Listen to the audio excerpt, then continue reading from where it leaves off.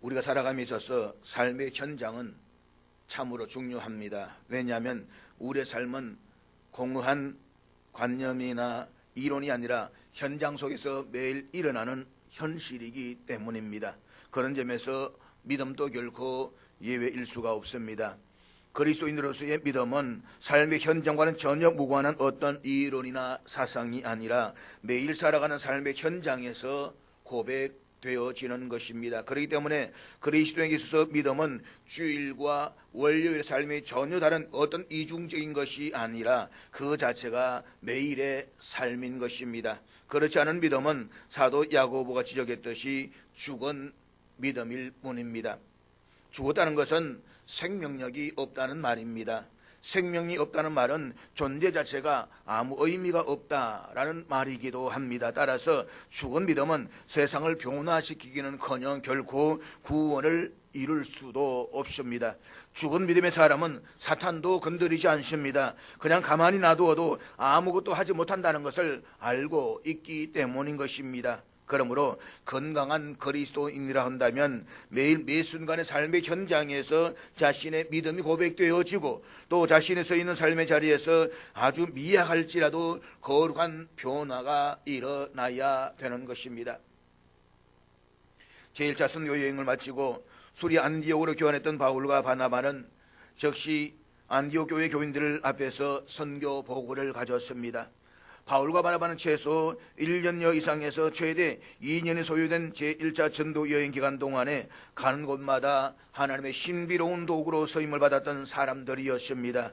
특별히 바울은 구브로 섬의 바보에서 거짓 선자였던 마술사 바예수를 말 한마디로 맹인으로 만들었는가 하면 루스드라에서는 태어날 때부터 한 번도 걸어본 적이 없는 안전뱅이를 말 한마디로 일으켜 세워서 걷게 했습니다. 바울이 가는 곳마다 전한 복음을 듣고 무수히 많은 이방인들이 우상과 무절제한 생활을 벌이고 주께로 돌아왔습니다. 무엇보다도 오늘 본문 이후에 바울은 신약 성경 가운데 4분의 1 이상을 혼자서 기록했습니다. 27권 성경 가운데서 4분의 1 이상이 바울이 쓴 서신이다라고 하는 것입니다. 이러한 바울을 가리켜서 신약시대의 가장 위대한 사도라고 부른다라고 해도 조금도 과장된 말은 아닐 것입니다. 그렇다면 그가 쓰는 글마다 성경이 되는 위대한 바울과 함께 오래도록 신앙생활을 하게 된 안디옥 교회 교인들은 그 바울로 인해서 얼마나 복되고 행복한 시간을 보냈었는지를 능히 짐작할 수가 있지 않겠습니까? 당시 바울만큼 훌륭하고 능력 있는 목사님이 어디에 있겠습니까? 그토록 훌륭하고 능력 있는 바울과 함께 신앙생활하는 안디옥 교회 교인들은 매일매일의 삶의 현장이 얼마나 은혜가 넘쳤겠습니까? 그런데 실상은 전혀 그렇지가 않았습니다.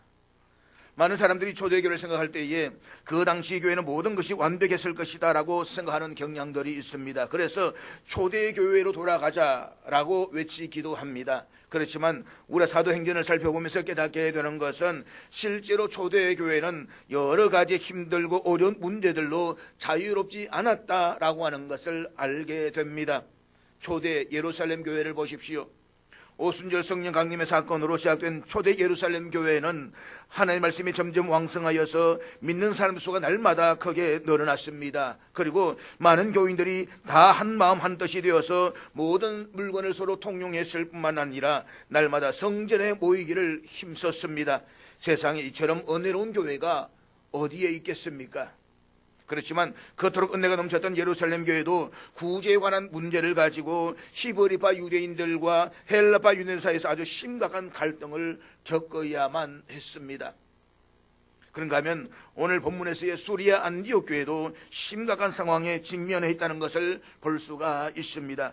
바울과 바나바를 중심으로 모든 교인들이 은혜를 만끽하고 있는 그 안디옥 교회도 평지풍파가 일어났다는 것입니다. 본문 2절에 보면 적지 아니한 다툼과 변론이 일어났다라고 당시의 상황을 우리에게 전해주고 있습니다. 그렇다면 안디옥 교회가 이처럼 다툼과 변론이 일어나야만 했던 문제가 도대체 무엇이었습니까? 첫째는 가만히 들어온 어떤 사람들 때문이었습니다. 본문 1절 말씀 같이 보도록 하겠습니다. 어떤 사람들이 유대로부터 내려와서 형제들을 가르치되 너희가 모세의 법대로 할례를 받지 아니하면 능히 구원을 받지 못하리라 하니, 바울과 바나바는 제1차 전도 여행을 마치고 자신들을 선교사로 파송했던 안디옥 교회로 돌아와서 교인들과 함께 참으로 은혜로운 시간들을 보내고 있었습니다. 그런데 이때 어떤 사람들이 유대로부터 안디옥 교회로 내려와서 성도들을 가르치기 시작하면서 문제가 터지기 시작했습니다. 그렇다면 유대로부터 내려온 이들은 누구였을까요? 이 물음에 대해서 바울이 안디옥 교회로 돌아온 이후로부터의 생적을 잠시 살펴볼 필요가 있습니다. 대부분 학자들은 바울과 바나바가 제1차 전도 여행에서 돌아온 후 본문의 예루살렘 공회회가 열리기까지는 대략 1년여의 시간이 흘렀을 것이다 라고 보고 있습니다.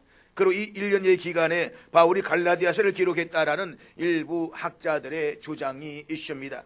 그러니까 바울과 바나바가 우리가 지도에서 볼 수 있는 것처럼 비시디아 안디옥과 이고니온, 루스드라 그리고 더베 일부 갈라디아 지역을 여행하면서 복음을 전했고, 그 결과로 그들 지역에 교회들이 세워졌습니다.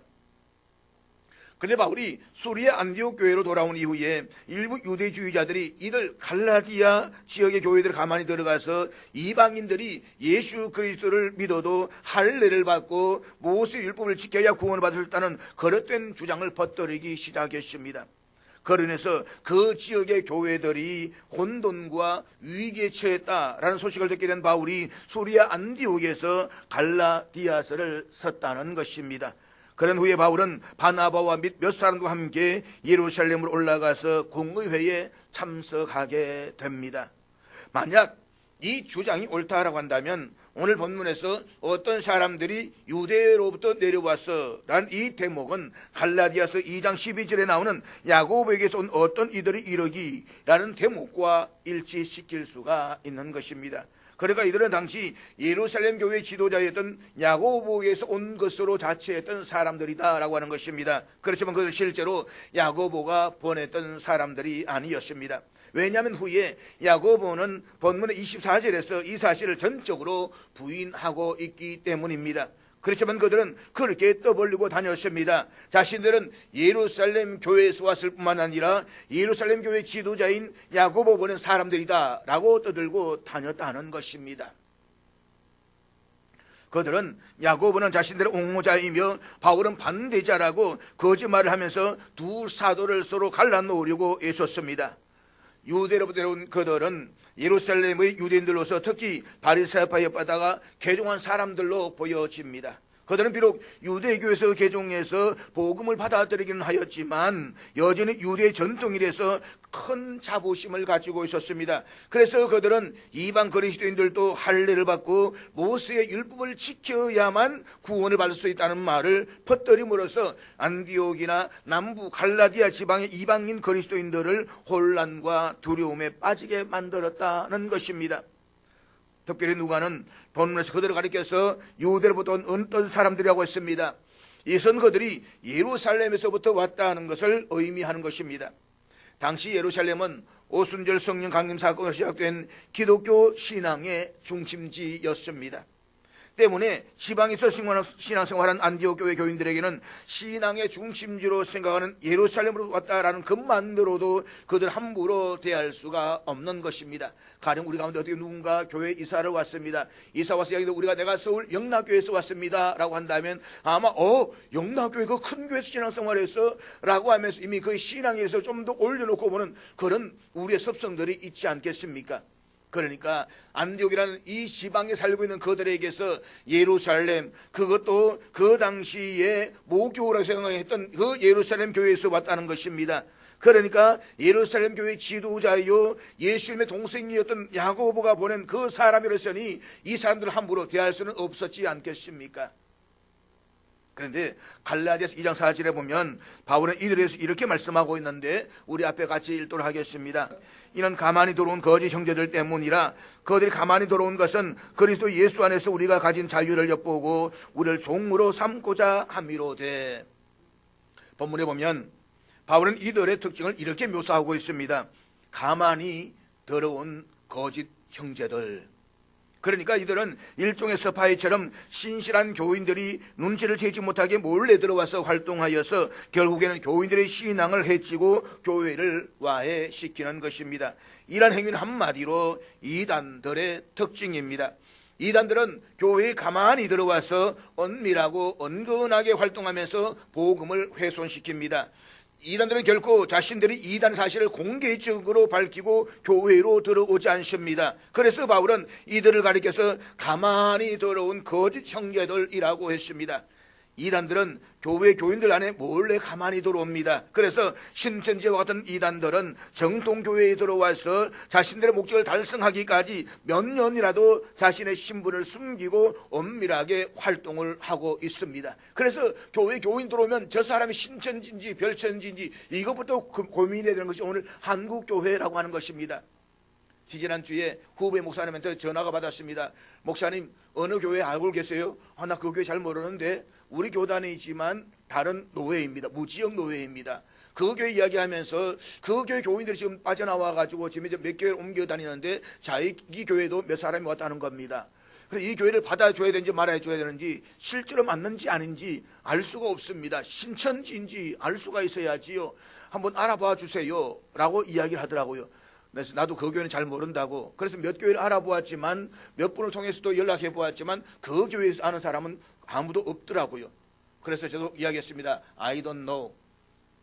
그런데 며칠 전에 제가 대구에 올라가서 대구의 지역의 목사님들하고 이야기를 하다 보니까 자기 교회에 세 가정 어머니와 두 딸이 나오는데 이 두 딸이 자기 교회 온 지 5년이 됐다는 겁니다. 그런데 아무리 봐도 이게 신천지 냄새가 나더라는 겁니다. 그래서 교인들에게 신경을 쓰고 관심을 갖고 있는데 이 한 딸은 작년에 살짝 빠져나가서 돌아오지 않는데 두 사람이 여전히 신앙생활하는데 이게 신천지 같은데 물정 못 잡고 있다는 겁니다. 이게 오늘 한국교회의 현실이라고 볼 수가 있는 것입니다. 이것이 이단입니다. 이단은 가만히 모르게 조용히 들어와서 알지 못하게 활동하기 시작한다는 것입니다.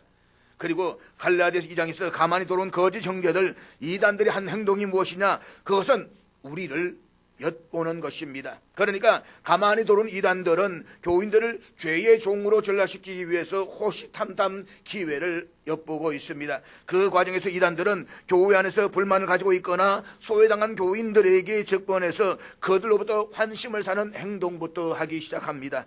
함께 밥도 사주고 얻어먹고 차도 마시면서 어느 정도 관계가 가까워졌다고 판단이 되면 마치 마귀가 설며시 들어와서 악의 씨앗을 덧뿌리듯이 자신의 거짓된 교리를 몰래 주입하기 시작하는 겁니다. 그러면서 기성교회는 구원이 없다고 기성교회 문제점을 하나하나 이야기하면서 그 사람들하고 동의를 받아내기 시작하는 것입니다. 그렇게 해서 서서히 아주 서서히 교회와 교인들을 와해시킵니다. 한마디로 그들은 공개적이지 않게 음성적으로 가만히 활동하면서 교회를 혼란에 빠뜨렸습니다. 이것이 오늘 본문 1절의 상황입니다. 안디옥 교회 교인들은 제1차 전도 여행을 마치고 돌아온 바울과 바나바로부터 은혜의 복음을 듣고 믿음 안에서 살고 있었습니다. 그런데 어느 날 예루살렘에서 온 유대주의자들이 가만히 그들에게 들어와 복음을 그들은 잘못된 교리를 퍼뜨렸던 것입니다. 그런데 문제는 이런 잘못된 가르침이 안디옥 교회의 교인들에게 어느 정도 먹혀들었다는 것입니다. 본문 2절에서 바울 및 바나바와 그들 사이에 적지 않은 다툼이 와 변론이 일어났다라고 하는 것은 안디옥 교회 교인들이 예루살렘에서부터 내려온 이들의 말을 듣고 적지 않게 동요했다라고 하는 것을 의미합니다. 만약 그 유대인들이 무엇이라고 말하든 아니면 안디옥 교회 교인들이 동요하지 않았다라고 한다면 구태여 바울과 바나바가 그들과 다투어야 할 이유가 없을 것입니다. 본문 2절 다시 보도록 하겠습니다. 바울 및 바나바와 그들 사이에 적지 않은 다툼과 변론이 일어난지라 형제들이 이 문제에 대하여 바울과 및 바나바 및 그 중에 몇 사람을 예루살렘에 있는 사도와 장로들에 보내기로 결정하니라. 본문에서 다툼으로 번역된 헬라어는 폭동, 반란을 가리키는 말인데 이것은 격심하게 가열된 분쟁이나 말다툼을 의미합니다. 그리고 변론이라는 헬라어는 변호사가 하는 변호나 변론을 의미하는 것이 아니라 논쟁을 의미합니다. 그런데 다툼과 변론이 상당히 격화되었다라는 사실은 적지 아니한이라는 표현에서도 잘 보여지고 있습니다. 여기서 적지 않다라고 번역된 헬라어는 수적으로도 매우 많고 기간적으로 상당히 오래 지속되었으며 정도에 있어서도 매우 격렬하고 심각했다라는 의미를 내포하고 있습니다. 그러니까 바울과 바나바가 예루살렘으로 내려온 유대인들과 그저 지나가다가 한두 번 가볍게 입씨름한 것이 아니었습니다. 두 사람은 몇 번에 걸쳐서 계속해서 마치 화가 난 군중이 폭동을 일으키는 것 같은 기세로 격렬하게 분노하면서 그들과 언쟁을 벌였다는 것입니다. 두 사람이 그렇게까지 분노했던 것은 안디옥 교회 교인들을 거짓된 이단으로부터 보호하기 위해서였습니다. 바울과 바나바는 안디옥 교회 교인들이 늑대에 곧 잡혀먹을 것 같은 어린 양들처럼 느껴졌습니다. 그래서 그들을 보호하려는 목자의 심정으로 격렬하게 분노했던 것입니다. 저는 이 안디옥 교회 교인들에게 대해서 바울과 바나바가 느꼈던 보호의식을 충분히 이해할 수가 있습니다. 건강히 신앙생활하던 사람들이 이단에게 잘못 포섭되어져 가지고 이단에 빠짐으로써 영혼도 피폐해지고 가정도 무너지는 것을 그냥 봐둘 수는 없지 않겠습니까? 이단의 가르침에 귀를 기울이고 그 이단에 끌려간다라고 하는 것은 결국 그의 영혼의 파멸을 의미하는 것입니다. 그렇기 때문에 바울과 바나바는 잘못된 교리를 퍼뜨리고 있는 그 사람들과 계속해서 마치 화가 난 군중들이 폭동을 일으킬 것 같은 그런 기세로 격렬하게 분노하면서 맞섰던 것입니다. 우리는 이 사실에서 깨달은 중요한 교훈은 교회 안에 가만히 들어온 사람들을 각별히 조심해야 한다는 것입니다. 오늘 신천지를 비롯한 이단들이 기성교회에 가만히 들어가 교인들과 상당히 오랜 기간을 두고 관계 맺기를 시도합니다. 그리고 그 과정에서 아주 은밀하게 자신들의 잘못된 교리를 교인들의 마음에 심습니다. 교인들도 처음에는 전혀 눈치채지를 못합니다. 처음부터 이단의 사실을 알게 되면 어떤 교인이 그 사람과 교제를 하겠습니까?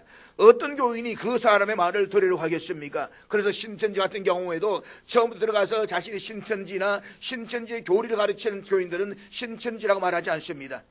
아예 그런 사람들은 내보내지도 않는다는 것입니다. 그러니까 먼저 신뢰할 수 있는 관계를 형성한 이후에 서서히 거짓된 교리의 씨앗을 뿌리는 것입니다. 그러므로 우리가 건강한 신앙생활을 하기 위해서는 가만히 들어온 거짓 형제들을 조심해야만 합니다. 은혜로웠던 안디옥 교회는 가만히 들어온 이 거짓 형제들을 용납한 데서 문제가 시작되었다는 것입니다. 둘째로 안디옥 교회가 직면했던 문제는 구원받기 위해서 어떻게 해야 하는가라는 물음에 대한 것입니다. 사랑하는 여러분, 모든 인생의 궁극적인 문제는 구원입니다. 그 구원은 영원한 하나님 나라에 들어가는 것입니다. 그렇다면 우리가 구원을 받고 영원한 하나님 나라에 들어가기 위해서는 어떻게 해야만 합니까? 이 물음에 대한 답은 너무나도 분명합니다. 그것은 오직 예수 그리스도를 믿음으로써 구원을 받습니다. 다른 길이나 다른 방법은 없습니다. 오직 믿음입니다. 그런데 눈에 보이지 않는 그 예수 그리스도를 믿음으로써 구원을 받는다라고 하니까 사람들 중에는 믿음만으로는 뭔가 좀 부족하다라고 생각하는 사람들이 있습니다. 그러니까 눈에 보이지 않는 예수를 믿는 데 있어서 눈에 보이는 무엇인가가 좀 있으면 좋겠다라고 생각하는 사람들이 있다는 것입니다. 만약에 여러분 우리 예수를 믿는데 어느 정도 공로를 쌓고 아니면 뭔가 어느 정도 돈을 내고 아니면 어떤 업적을 쌓고 그런 자격을 가지고 들어와야 된다라고 말한다면 아마 예수 믿는 것이 힘들지만 어렵겠지만 이런 논란은 일어나지 않을 것입니다. 그런데 우리가 주를 위해서 한 것은 아무것도 없지 않습니까? 주님이 나를 위해서 십자가에 못 박혀 돌아가시고 죽으시고 부활하신 그 과정에서 우리가 한 일은 죄 짓는 것밖에 없었습니다. 우리는 죄인이었습니다. 영원히 멸망받을 수밖에 없습니다. 그런데 그 죄인된 우리를 주님께서 십자가에 스스로 죽으심으로써 구원해 주셨습니다. 이게 놀라운 구원인 것입니다. 이 놀라운 구원 우리 은혜를 감사하지 아니하고 그냥 살아가는 것입니다. 그래서 20세기 독일의 순교자 본네프는 값싼 은혜라는 말을 했습니다.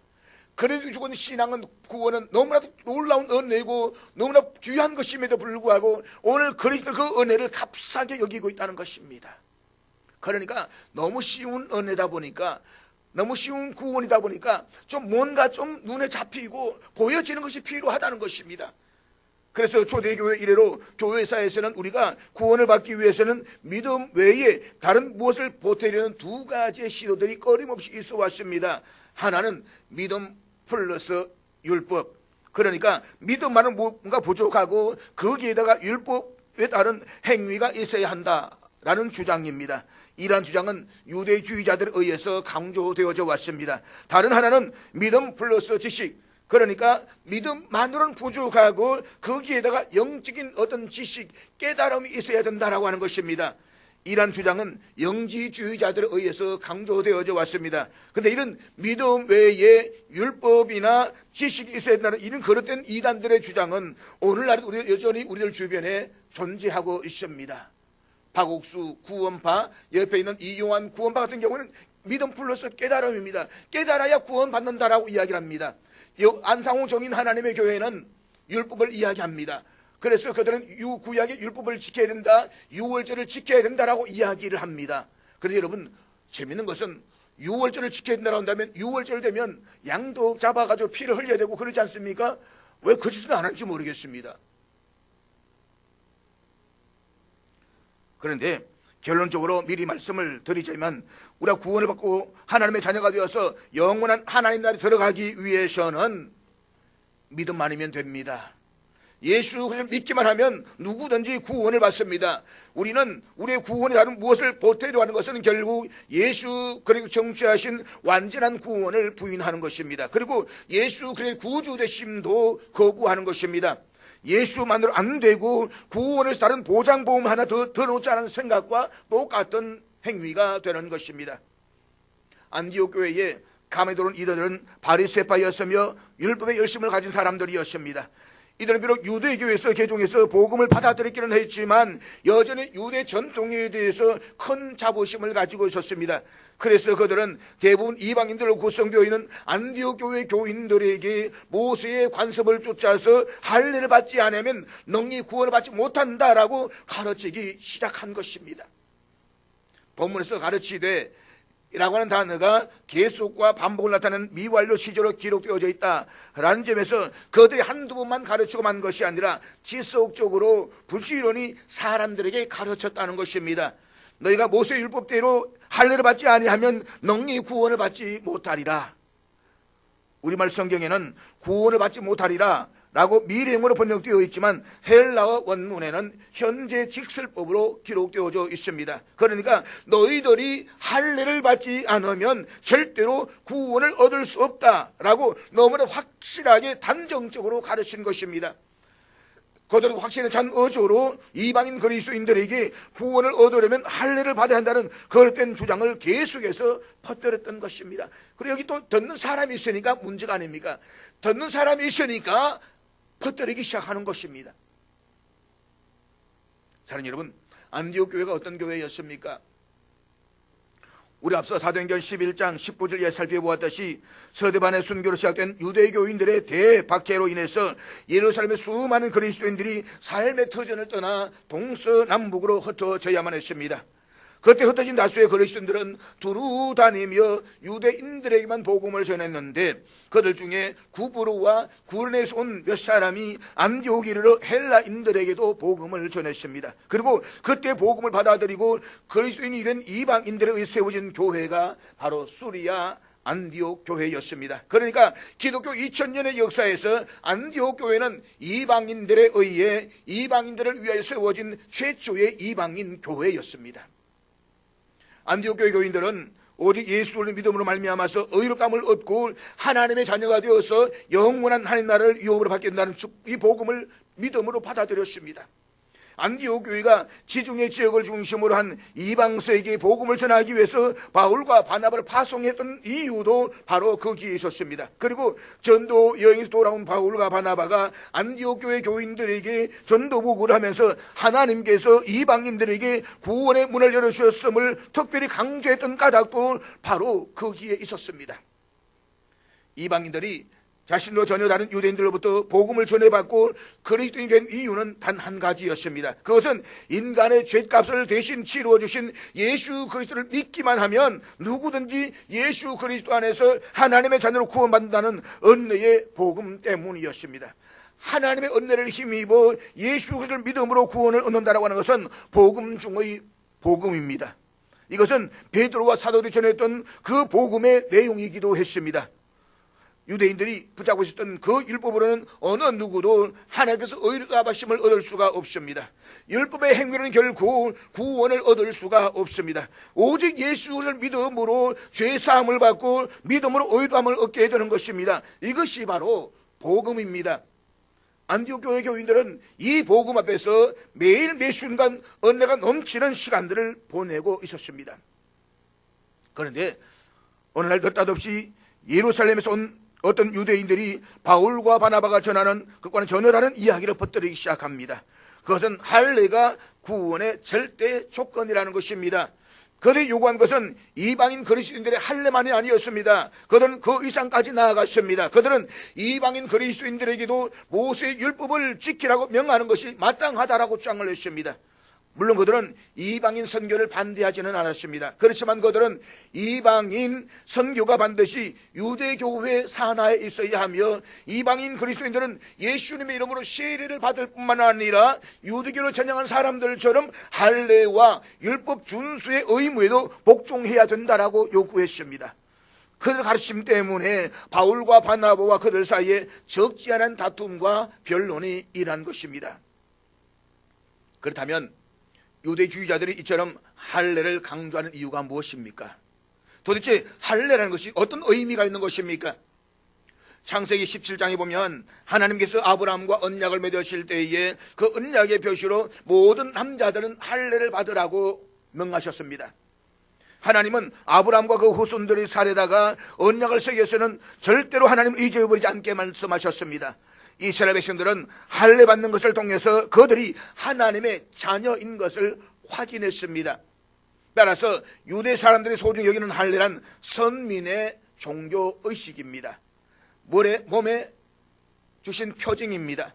할례란 히브리 원문대로 살펴보면 칼자국을 낸다 혹은 둘레를 자른다 라는 뜻입니다. 선택된 사람이다, 이방 사람으로부터 구별한다 라는 뜻을 가지고 있습니다. 좀 더 깨끗하게 하나님 편으로 구별해 놓았다는 뜻입니다. 하나님께서 주신 선민의 표지인 것입니다. 우리가 세례를 받는 것도 마찬가지입니다. 옛 생활을 베어버린다라는 뜻이 세례의 의미가 있습니다. 그래서 옛 사람에 속한 것, 이방 사람에 속한 것 혹은 자기의 의지 같은 것을 깨끗이 잘라 베어버렸다라는 뜻을 가진 종교 예식이 바로 세례인 것입니다. 그런가 하면 할례는 아주 신비로운 뜻이 있습니다. 그것은 아무리 유대 사람으로 태어났고 유대 사람의 어머니에서 태어났다라고 해도 모두 다 유대 사람인 것은 아닙니다. 할례를 받아야 그때부터 선민인 것입니다. 유대 사람으로 태어났다라고 할지라도 할례를 받아야 유대 사람인 것입니다. 동시에 이방인도 할례를 받으면 유대 사람이 됩니다. 유대인들에게 할례가 갖는 의미가 이처럼 대단히 중요한 것입니다. 그런데 시간이 지나면서 유대인들은 할례 받는 것을 율법화하기 시작했습니다. 문제는 바로 여기에서 시작되는 것입니다. 유대인들이 하나님의 자녀됨의 표시를 할례에서 찾으려 했다는 것입니다. 정작 말씀대로 살지 않고 말씀으로 살지 않음에도 불구하고 그들은 내가 할례를 받았으니까 그러면 나는 유대인이다, 선민이다 라고 하는 것입니다. 다시 말해서 내가 믿음도 살지 않고 말씀도 살지 않음에도 불구하고 내가 세례를 받았으니까 그러면 나는 하늘 백성이다 라고 말하는 것과 똑같다 이 말인 것입니다. 저들이 이방인들이라도 구원을 받으려면 할례를 받아야 된다라고 주장하는 이유가 바로 여기에 있습니다. 이 갈등은 결국 안디옥 교회의 문제였고 초대 교회의 문제였습니다. 물론 할례는 하나님이 주신 언약의 표시였습니다. 유대인도 분명히 그것을 강조하고 있었습니다. 그러나 그들은 그보다 더 멀리까지 나가서 할례를 구원의 절대 조건으로 만들고 있었다는 것입니다. 그들은 이방인 그리스도인들에게 예수를 믿는 믿음만으로 충분하지 않다라고 가르쳤습니다. 그들은 믿음 플러스 할례, 그리고 그 할례에 율법 준수를 더해야 구원을 받을 수 있다라고 가르친 것입니다. 그렇다면 이들의 가르침이 문제가 되는 것이 무엇입니까? 그것은 우리의 구원론과 직접적인 관계가 있기 때문입니다. 그리고 이 문제에 나아가서 오순절 성령 강림 사건으로 태동한 교회의 건강을 흔들 수도 있는 중대한 문제였습니다. 다시 말해서 믿음만으로는 부족하고 거기에 할례를 받아야 하며 나아가서 율법을 지켜야 구원을 받을 수 있다라고 한다면 예수님의 구속의 사역은 불완전한 사역이 되고 마는 것입니다.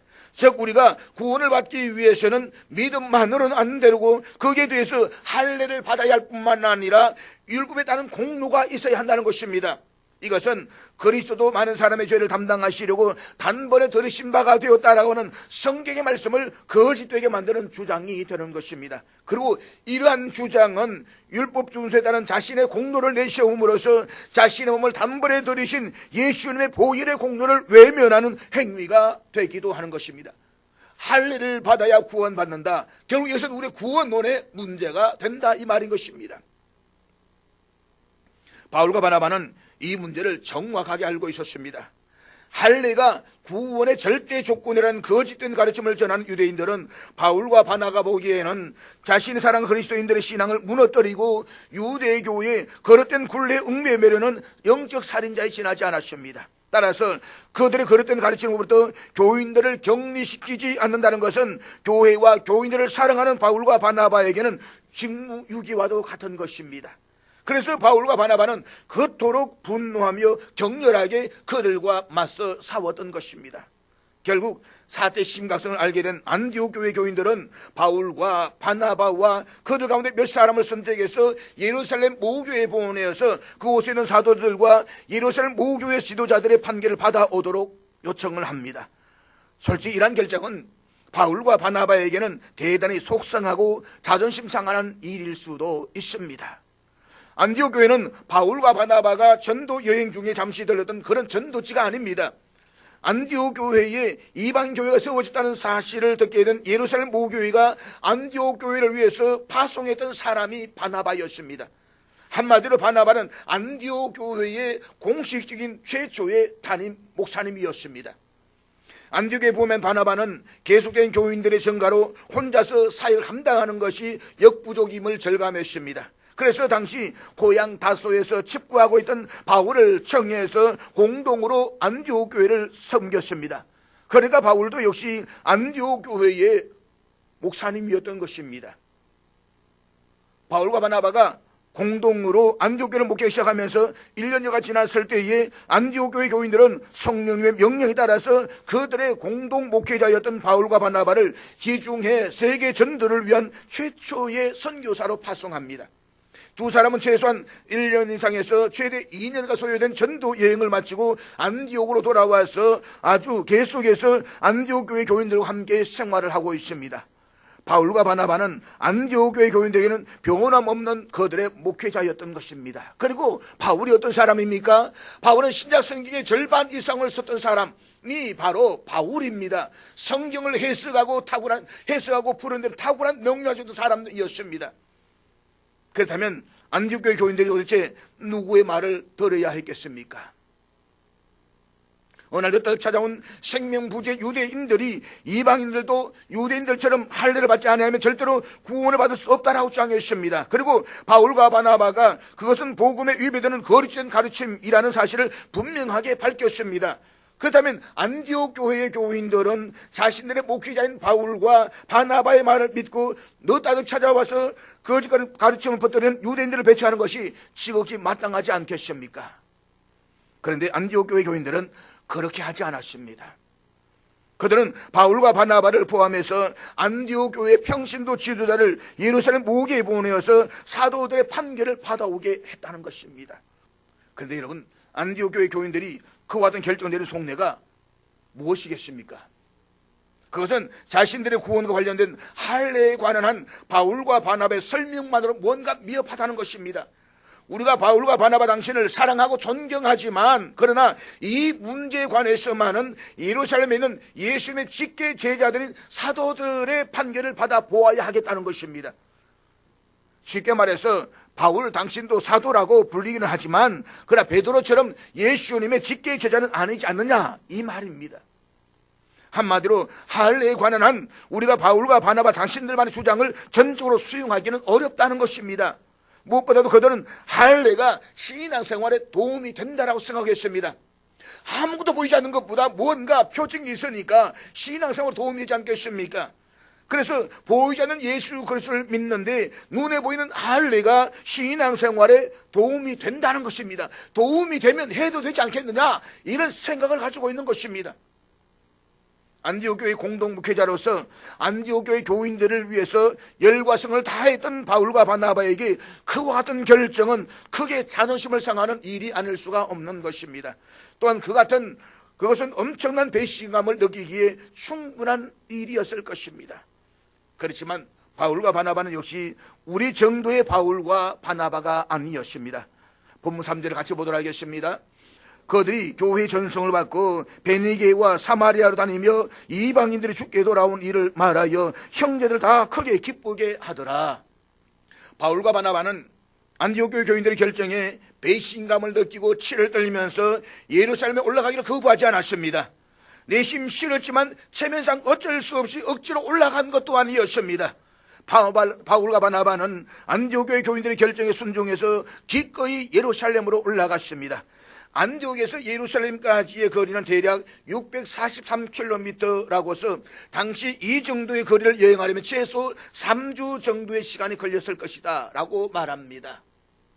바울과 바나바는 안디옥 교회 교인들의 전송을 받고 3주간 동안 베니게와 사마리아를 거쳐 예루살렘 올라가면서 만나는 믿음의 형제들에게 자신들이 전도여행 기간 동안에 이방인들 죽게 돌아왔던 이들을 간증함으로써 그 간증을 듣는 믿음의 형제들 다 크게 기쁘게 했다라고 했습니다. 본문에서 크게라고 번역된 헬라어는 영어로 몹시 큰, 아니면 100만의 라는 뜻을 가지고 있습니다. 숫자 100만 말입니다. 따라서 이 말은 바울과 바나바의 간증을 듣던 사람들이 그만큼 큰 기쁨을 누렸다라는 이 말인 것입니다. 우리는 여기에서 바울과 바나바의 진면목을 발견하게 됩니다. 바울과 바나바는 하나님께 자신의 삶 속에 베풀어 주신 은혜를 잊지 않고 늘 기억하면서 확인하고 되새기는 사람들이었습니다. 그것은 과거로 회귀하거나 과거에 집착하기 위해서가 아니었습니다. 과거의 연장선상에서 힘든 현실을 뚫고 가야 할 길을 꾸벅꾸벅 걸어가기 위함이었던 것입니다. 오늘 있기까지 지난 시간 동안 하나님께서 놀라운 은혜를 베풀어 주셨음을 믿기 때문에 다른 사람이라면 배신감을 느낄 수밖에 없는 그 상황에서도 전혀 개의치 않고 하나님 믿는 믿음으로 예루살렘으로 올라간 것입니다. 지금까지 하나님께서 베풀어 주셨기에 예수님의 직계 제자들에게 할례 문제와 관련해서 판결을 받는 사실에 자존심을 상하기는커녕 오히려 자신들이 예수님의 직계 제자들을 만남으로써 예루살렘 교회의 권위를 인정해서 초기 교회의 분열을 막고자 했다는 것입니다. 그 믿음을 가지고 만나는 믿음의 형제들에게 하나님께서 자신들에게 베풀어 주신 역사를 간증했을 때에 듣는 모두가 크게 기뻐하지 않을 수가 없었다는 것입니다. 사는 여러분, 가만히 들어온 거짓 형제들로 인해서 안디옥 교회는 자칫 분열로 이어질 수 있는 상황이었습니다. 안디옥 교회의 문제만이 아니라 그 당시에 예루살렘 교회가 이제 갓 세워진 교회들의 분열로 이어질 수 있는 위기의 상황이었습니다. 그렇지만 그들은 바울과 바나바를 대표로 인정해서 예루살렘 교회를 문의한 것은 당시 모교회였던 예루살렘 교회의 권위를 인정했다는 것입니다. 그리고 바울과 바나바의 겸손한 태도는 초기 교회가 분열될 수 있는 위기를 막을 수 있던 건간을 이루었습니다. 따라서 오늘의 우리도 교회 안에서 일어날 수 있는 수많은 문제들 앞에서 분리와 분열을 배제시키고 일치와 연합을 가르쳐주신 예수님을 본받아서 겸손함으로 교회를 든든히 세워가는 저와 여러분 될 수 있기를 주의 이름으로 축복합니다.